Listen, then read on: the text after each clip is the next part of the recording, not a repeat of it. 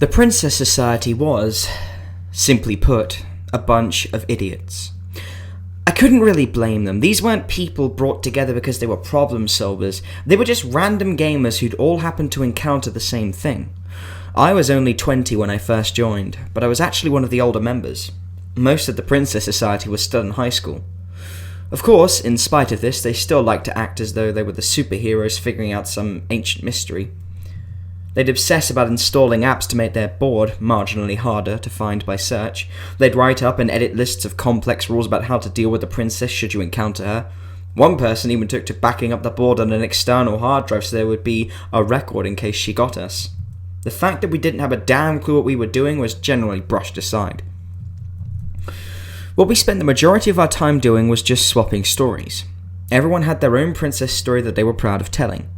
I'll admit it was rather fascinating. Most of the stories were like mine, vaguely creepy but nothing horrifying. Here are a few I remember, heavily abridged. From Wild 0000000!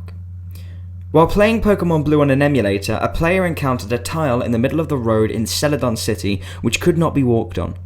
The tile appeared empty, but resisted attempts to enter it as though an NPC was there.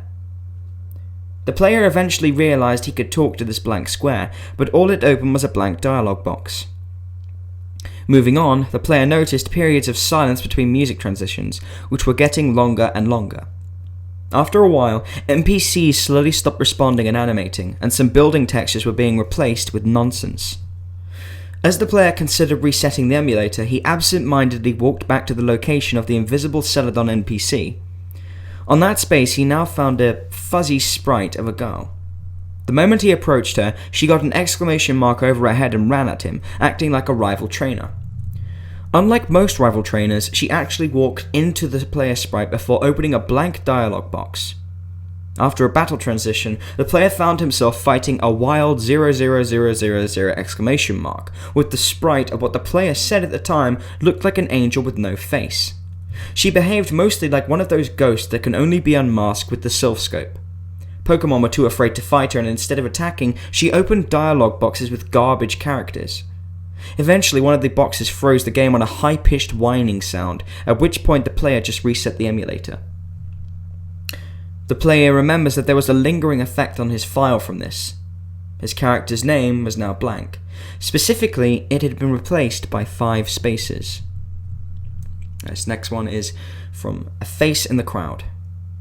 Now, I actually forget which game this was. It wasn't the one pictured with the video. Not at least I don't think so. It was some WWE wrestling game on the original Xbox. Apparently, this player booted up an exhibition match only to realise the crowd wasn't animating during the introductions. They were frozen still. Also, no sounds of cheering were playing. It was just the entrance music and sound effects. When the match began, the player noticed someone in the crowd. It was a 3D polygonal model of a girl with white hair and a red dress, who stood out immensely because the normal crowd was just 2D sprites. She was actually animated and would turn her head to follow the movements of the first player wrestler. Sometimes she would fidget her arms for unknown reasons.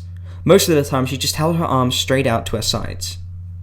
Though they both started the match at full health, both wrestlers immediately began acting as though they'd taken a heavy beating, clutching their chests and limping towards each other. Despite this, both wrestlers were suddenly far more resilient than usual, and the match just went on and on. It had also somehow turned into a submission-only match with all ref features turned off. By the time the player finally forced his opponent to tap out, both wrestlers had pretty much every possible battle damage decal the game could put on them. They both looked like bloody pulps. Once the match ended, a low droning of what sounded like improperly mixed crowd sounds kicked in as the player 1 wrestler did his victory pose. After that, a menu appeared. The player realised he couldn't move the menu selector off of the rematch no matter how hard he tried or what button he pressed. Dreamland Nightmare.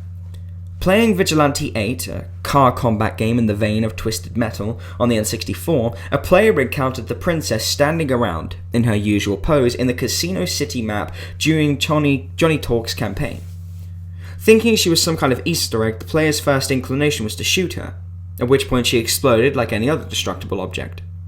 The player finished the map as normal, but when the next map began to load, there was no story summary screen like normal. Instead, it was a corrupted image with a blank space where text should be.